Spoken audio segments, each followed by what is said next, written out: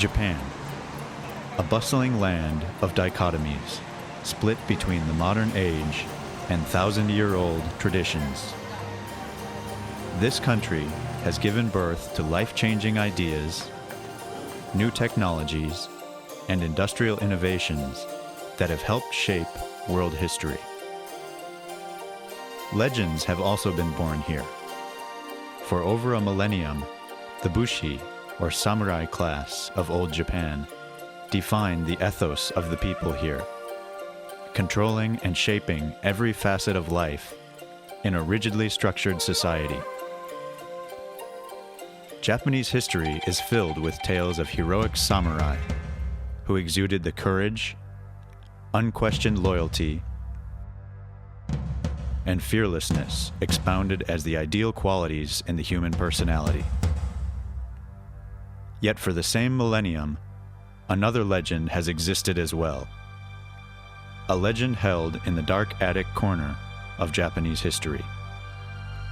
A legend filled with hardship, war, filial love, sacrifice, and courage among an outcast mountain people, known in whispers as Shinobi no Mono, or ninja.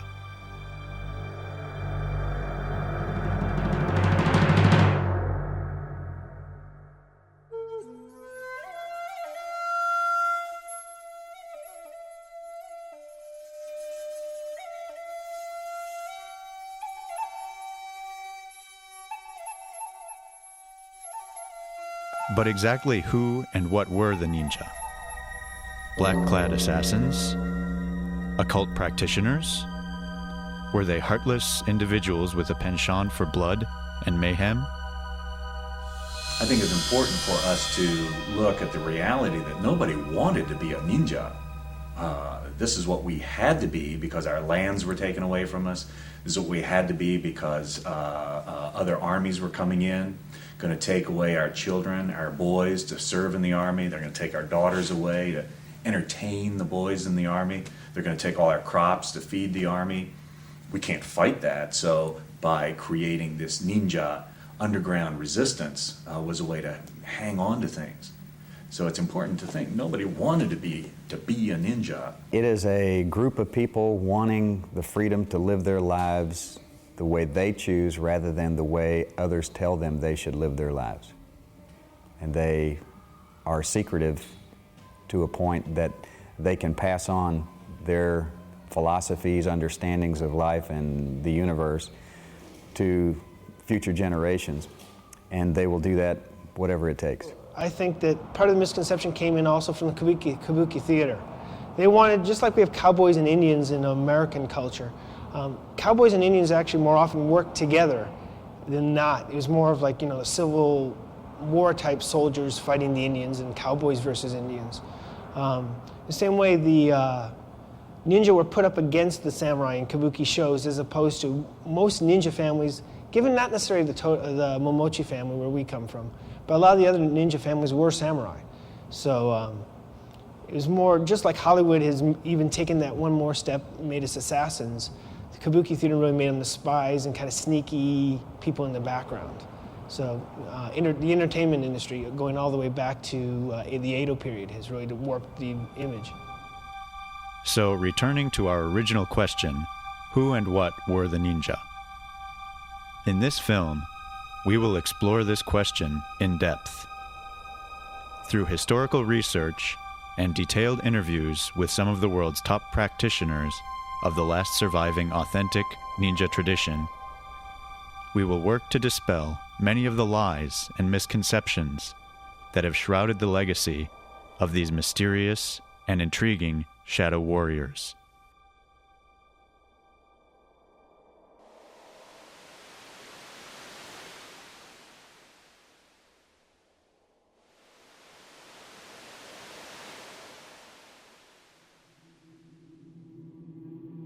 Theories abound as to the origins of Japan's ninja legacy. Japanese folklore and legends present theories ranging from the supernatural to the very possible.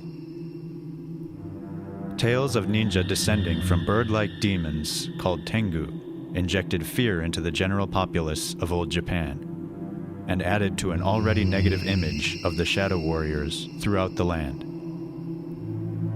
Clan-based stories also spoke of the ninja having their roots in the violent bands of Japanese pirates who, after drawing tactics and methods from Portuguese invaders, terrorized many seaside villages in old Japan. While such theories are romantically entertaining to ponder, several theories in the circles of today's legitimate practitioners are referred to more often, concerning the possible truth of the ninja's origin.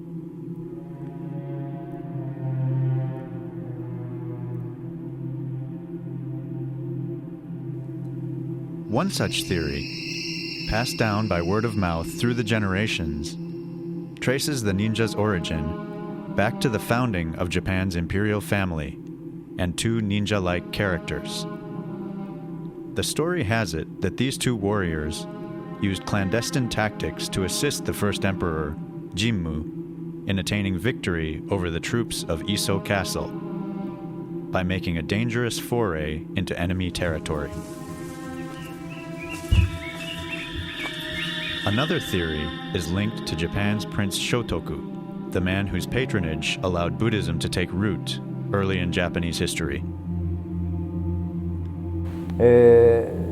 一般的に言われているのは聖徳太子という人がいたんですけども、この人が一番最初に忍びを使って、日本中の情報を集めて、そして日本の国の一番最初の憲法を作った人なんですけどね、そういうところで大体、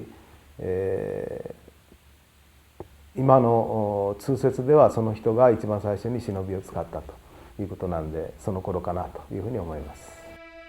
Rare ninjutsu documents also speak of Chinese expatriates and mystics who, following the fall of the Tang dynasty in China, fled their war-torn homeland for the sanctuary of the Japanese wilderness. These sages and soldiers brought and shared their military strategies, religious philosophies, and perspectives on life to the people of the Japanese mountain communities, creating a new culture that contrasted sharply with the ever-increasing structure and control of mainstream Japan. It was a very strict and structured society, and in that society there wasn't a lot of space for the sort of thinking that we have the luxury of here in the United States, where you could admire someone who was outside of the rules, who might have been an intelligence gatherer, a spy, that sort of thing. So in that sort of highly structured society, it's easy to see how people who played outside of the rules of accepted society might have been looked down upon, and how that could have been used to quite an advantage for those people as well. At the height of ninja guerrilla operations in the 15th to the 17th centuries, there existed well over 70 families in the Iga and Koga regions of old Japan. Each of these families or clans developed their own individual methods of warfare, tactics, and philosophy, some of which were remarkably different in comparison with one another. So in short, one must recognize that each clan, in turn, had its own separate and unique origin.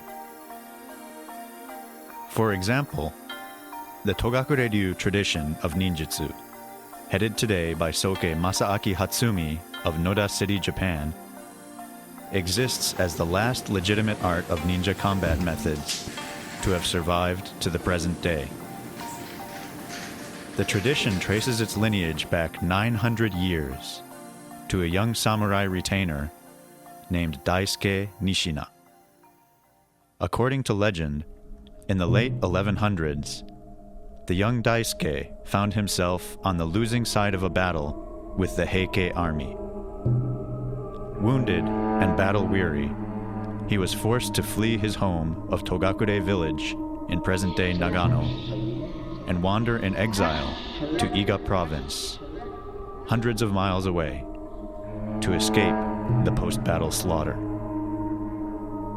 It was there that he would eventually meet the warrior priest Kaindoshi and go on to establish the foundation for what would become known as the Togakure-ryu method of ninjutsu. He, quote-unquote, didn't found this style in that he was the first one in the line of the tradition who, like people who eventually organized the Ryuha as we see it now today, kind of backdated him as the first Soke. In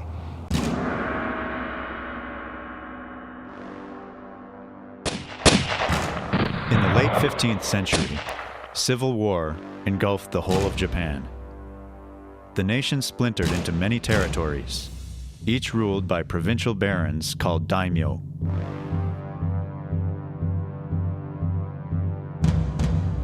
Over the course of more than a century, until the establishment of the Tokugawa shogunate in the year 1603, unparalleled battling and bloodshed would occur, as these regional rulers each struggled to expand their power and lands. This period of warring came to be known as the Sengoku Jidai, the age of the warring states. Well, I think the whole idea of what it would be like to live in those kind of wild, chaotic times as the warring states period is just so difficult for us to imagine in this day and age. I mean, it was the same in Europe, it was the same in Africa. Every day was some kind of a conflict going on. Every day was some kind of a betrayal going on. This is how people managed to survive. Might literally made right. And so constantly one clan, one group, one family was having to work out a deal with another so that they could team up.